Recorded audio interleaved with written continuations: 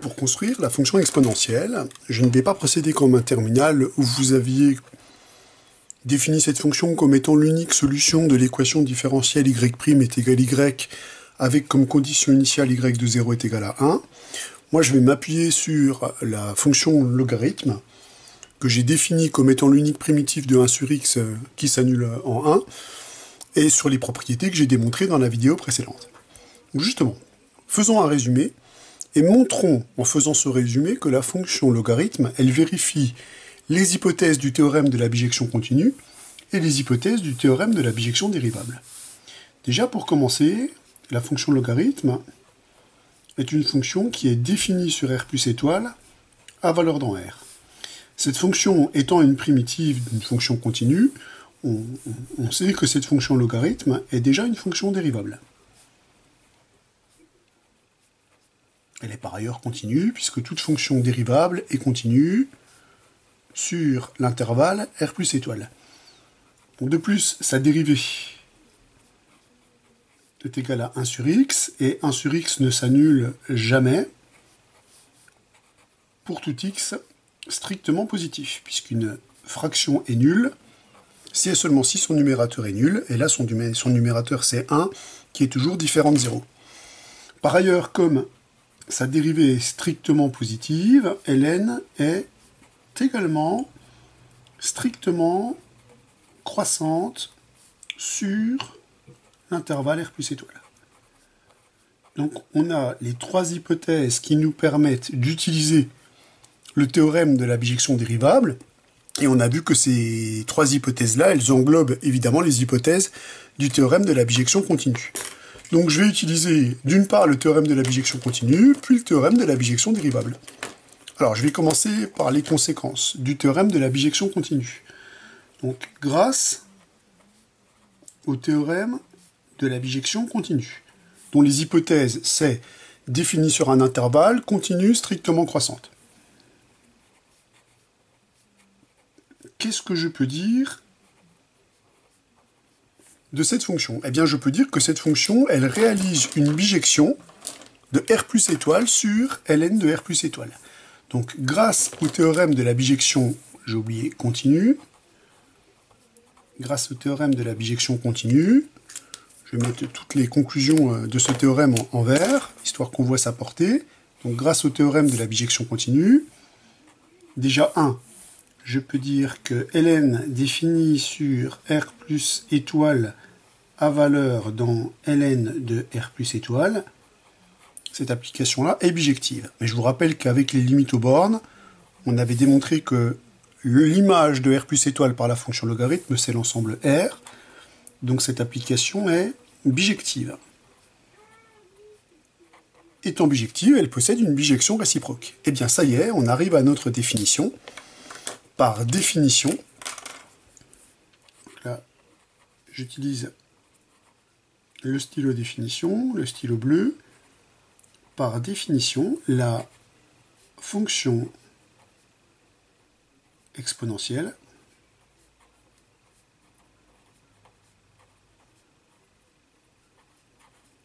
est la bijection réciproque de la fonction logarithme. La bijection réciproque de la fonction logarithme népérien. C'est-à-dire, par définition, la fonction exponentielle qu'on va noter comme ceci, c'est la bijection réciproque de la fonction logarithme. Donc, en tant que bijection réciproque, son ensemble de définition, c'est l'ensemble d'arrivée de la fonction logarithme, donc c'est R. L'ensemble de départ, pardon, c'est l'ensemble d'arrivée de la fonction logarithme, c'est R. Et son ensemble d'arrivée, c'est l'ensemble de départ de la fonction logarithme, c'est R plus étoile, qui fait déjà de cette fonction une fonction à valeur strictement positive. Donc voilà la définition de l'exponentielle. L'exponentielle, c'est la bijection réciproque de la fonction logarithme, qui existe puisque la fonction logarithme vérifie les hypothèses du théorème de la bijection continue. Donc, gratuitement, qu'est-ce que je récupère sur la fonction exponentielle, outre qu'elle est définie sur R à valeur dans R plus étoile, le théorème de la bijection continue me permet d'affirmer que exponentielle est également continue sur R. Mais pas que. La fonction exponentielle est aussi une fonction strictement monotone et de même monotonie que ln. Donc je peux également affirmer que l'exponentielle est aussi une fonction qui est strictement croissante. Donc là, on récupère tout un tas de propriétés gratuitement qui se transmettent du logarithme à la fonction exponentielle par le biais du théorème de la bijection continue. On récupère donc ces trois informations directement. Alors maintenant, je vais appliquer le théorème de la bijection dérivable, puisque j'ai les hypothèses qui me permettent d'appliquer le théorème de la bijection continue, mais j'ai aussi les hypothèses qui me permettent d'appliquer le théorème de la bijection dérivable. Donc, grâce au théorème de la bijection dérivable, dont les hypothèses ont été vérifiées scrupuleusement. Qu'est-ce que j'ai comme conclusion supplémentaire? Alors, je peux affirmer que, étant donné que la dérivée ne s'annule pas sur R plus étoile, je peux de plus affirmer, quatrième point, que la fonction exponentielle est dérivable, si j'applique en toute rigueur le théorème, sur l'intervalle image ln de R plus étoile. C'est-à-dire, la fonction exponentielle, elle est dérivable sur R. De plus, je dispose de la dérivée de la fonction exponentielle. Vous savez, c'est la formule qu'on a vue tout à l'heure dans le théorème de la bijection dérivable. La dérivée de la fonction exponentielle en y, c'est par définition la dérivée de la fonction réciproque de la fonction logarithme. Or, comment se dérive la réciproque d'une fonction par le biais de la bijection dérivable? C'est donc l'inverse de la dérivée de ln évaluée sur exponentielle y. Or, la dérivée de ln de u, c'est 1 sur u, donc je vais écrire que cette dérivée, c'est 1 sur exponentielle de y. Comme l'inverse de l'inverse, c'est la fonction elle-même, j'obtiens que la dérivée de l'exponentielle en y, c'est exponentielle de y. Donc on vient de démontrer cette jolie propriété de la fonction exponentielle. La fonction exponentielle a une dérivée qui est égale à elle-même. En gros, la fonction exponentielle est un point fixe de l'opérateur de dérivation. Donc on vient de démontrer que la fonction exponentielle est dérivable et qu'elle est sa propre dérivée. Donc, on obtient que la fonction dérivée de la fonction exponentielle, c'est la fonction exponentielle. Donc, toutes ces propriétés-là, on les a simplement obtenues, d'une part avec le théorème de la bijection dérivable, d'autre part avec le théorème de la bijection continue, dont on a appliqué les hypothèses sur la fonction logarithme. On va pouvoir citer l'un des premiers théorèmes sur l'exponentielle. Donc l'exponentielle est la bijection réciproque de la fonction logarithme. Donc on va récupérer que, comme exponentielle, c'est ln de, enfin, c'est la fonction réciproque, c'est ln-1. On a donc des compositions remarquables entre le logarithme et l'exponentielle.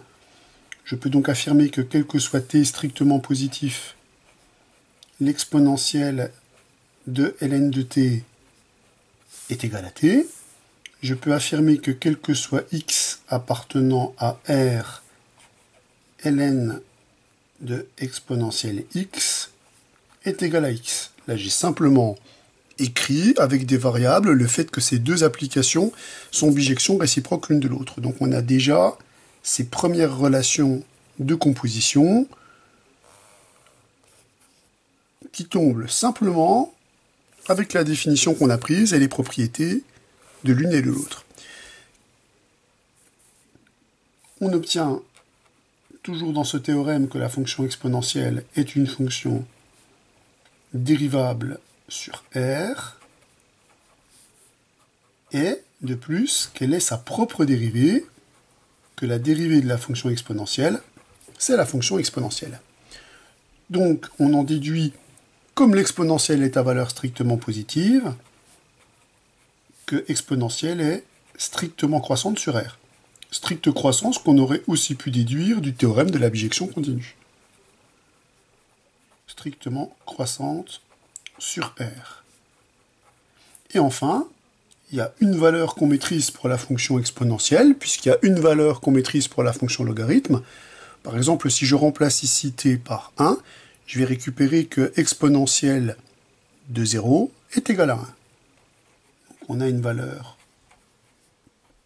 connue pour la fonction exponentielle, c'est l'exponentielle de 0. Donc voilà le bilan qu'on peut dresser de l'application du théorème de la bijection continue et du théorème de la bijection dérivable.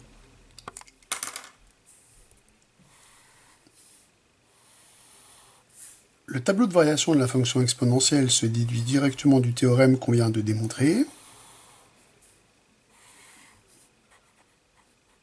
La fonction exponentielle est donc définie sur R, strictement croissante. Ce qui me reste à déterminer, c'est ses limites aux bornes. Or, les bornes, elles sont justement entièrement déterminées par le fait que cette fonction est une bijection de R plus étoile sur R strictement croissante. Pour qu'elle soit bijective, la limite en plus l'infini doit être égale à plus l'infini, sinon cette fonction serait majorée si elle admettait une limite finie, et la limite en moins l'infini va être égale à 0, puisque c'est la bijection réciproque de la fonction logarithme. Donc on obtient ce tableau de variation pour la fonction exponentielle. Pour le graphe de la fonction, là encore, c'est pas très compliqué, puisqu'on dispose du graphe de la fonction logarithme. On avait vu que la fonction logarithme, on avait construit son graphe tout à l'heure, donc on va pouvoir déduire du graphe de la fonction logarithme le graphe de la fonction exponentielle. Tout simplement parce que cette fonction s'annule en 1 avec une tangente qui est ici en 1 parallèle à la première bisectrice. Donc si je retrace le graphe de la fonction logarithme, j'obtiens cette fonction avec, je vous ai dit, une croissance molle lorsque x tend vers plus l'infini. Le graphe de la fonction exponentielle, on l'obtient simplement par symétrie par rapport à la droite d'équation y égale x. Donc là, si j'ai 1 ici, je vais récupérer 1 ici. Par symétrie par rapport à la droite d'équation y égale x, on obtient sans calcul que la pente de cette tangente, elle sera nécessairement égale à 1. Alors le calcul, on peut le faire, puisque la pente de cette tangente, c'est exponentielle prime de 0, c'est exponentielle de 0, et exponentielle de 0, il se trouve qu'on sait que c'est égal à 1. On n'a plus qu'à tracer le graphe de la fonction exponentielle simplement en effectuant une symétrie par rapport à y égale x. Donc on va avoir une fonction qui va se comporter de cette manière. Et comme on verra que justement la croissance de l'exponentielle est molle en plus l'infini, celle de l'exponentielle, justement, va être exponentielle. Donc elle va croître vers l'infini beaucoup plus vite que la fonction logarithme. Donc voilà ce qu'on peut dire de l'étude de ces deux fonctions. Ce qui va nous rester maintenant à établir, ce sont les propriétés fonctionnelles de la fonction exponentielle qu'on va immédiatement déduire des propriétés fonctionnelles de la fonction logarithme. Alors, on va démontrer le théorème suivant, qui est l'analogue du théorème qu'on avait montré pour la fonction logarithme et ses propriétés de linéarisation. L'exponentielle, il fait l'opération réciproque, c'est-à-dire il va transformer la somme en produit, là où le logarithme transforme le produit en somme. Alors pour démontrer ces propriétés, ça sera nettement moins difficile que pour les démontrer avec la fonction logarithme. En effet, ces propriétés-là, elles vont se transmettre de ce qu'on a obtenu avec la fonction logarithme. L'idée principale de ce résultat, c'est simplement d'exploiter le fait que si A et B sont des nombres réels strictement positifs, et peu importe ces nombres réels strictement positifs, eh bien on a équivalence entre A égale B et ln de A est égal à ln de B. Ces deux égalités-là, elles sont équivalentes. Et la raison est simple, c'est parce que la fonction ln est une fonction injective. Et on a vu que l'injectivité, c'est la notion qui nous permet de transformer une égalité en une égalité équivalente lorsqu'on applique une fonction.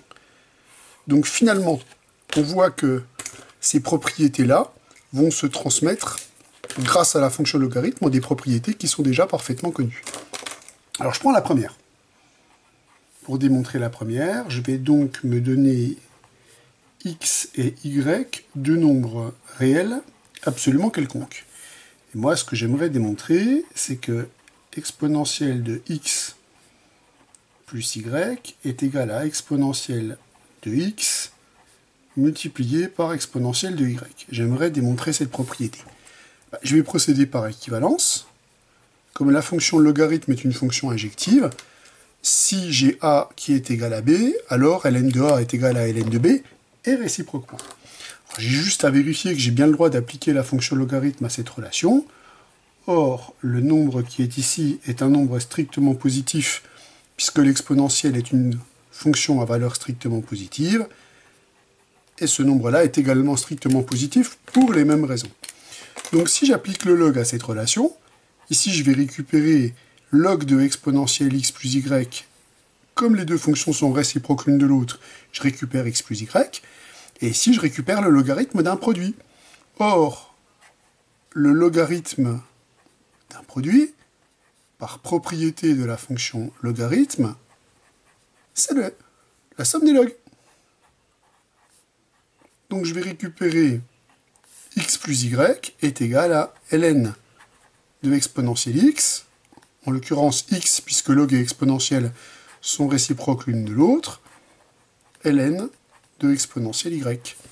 Donc comme ces deux fonctions sont réciproques l'une de l'autre, on récupère que cette égalité-là, elle est équivalente à x plus y est égal à x plus y.